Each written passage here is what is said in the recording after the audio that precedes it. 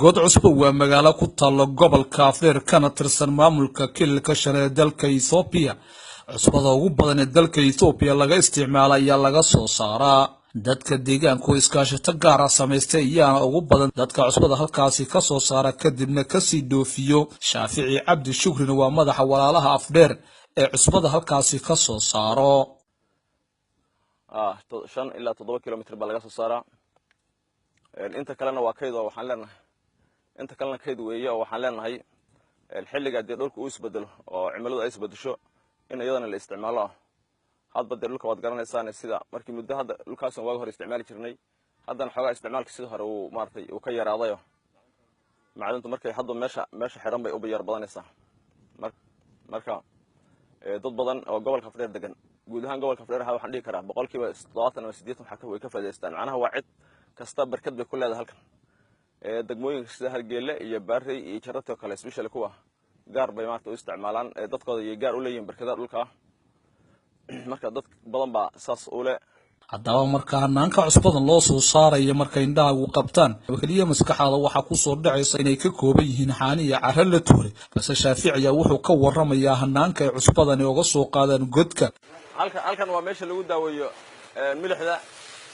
iyadoo ceyrina ayaan xaq ka soo rabnaa gudaha waxaan ku rognaa baqaradan sida kan oo kale waxa yaala mashiimo waaweyn kan iyo laba kale gudaha ku jiro oo arki doontaan ayagana waxay ku daraan dawada oo idinka dhankiisa sharaxa yaalo haanka oo kii ay dawada ku jirto dawada baadsa ku jirto ayadoo macnaha caag 22 biyaha oo dawada lagu daray qiyaasan baa lagu shubay haanka kadib marka waa la istaaraya bas ilaa haanka uu ka dhamaanayo dawada sida loogu talagalay anagu waxna saaran milo oo kulli automatically oo inta godkaasi dhexdiisa aan ku jiray waxa indhahaygu qabanayeen tiraga waari oo halkaasi laga rayo iyo kuwa horaan loo sii raro ka sii baxaya magaalada balse Shaafici wuxuu aaminsan yahay wada xumo culus oo ka jirta deegaankaasi in saameyn ay ku yeelatay dhoofinta cusbada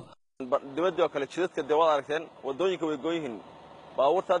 banaanka taagan oo kale waxay gaarayaan ilaa 50 gaari ayaa taagan kontanka gaari ma jiro wada ay ku dhaaqaan waa baabuurta qaaliga Eurotrack la yiraahdo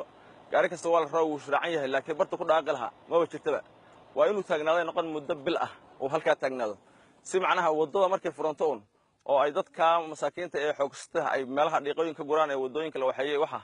ay noqonaysaa in maartay kadib ay la maro isku soo celceliyo halkani waxa ka muuqanaya dadaal fara badan oo dadka rayidka ay sameeyeen iskaashi guud oo ilaa iyo 1500 dad gaarayo iskaashata ku aashir godkaasi cusbada laga soo saaro balse kamaysan muuqan wax calaamad oo dadaal dawladda dalka Ethiopia ay ka sameysay qaryadii la soo dhaafayna wuxuu ahaa godkaasi mid si iskooda dadka deegaanka ay cusbada uga soo saaranayeen Maxamed Faarax Shire VOA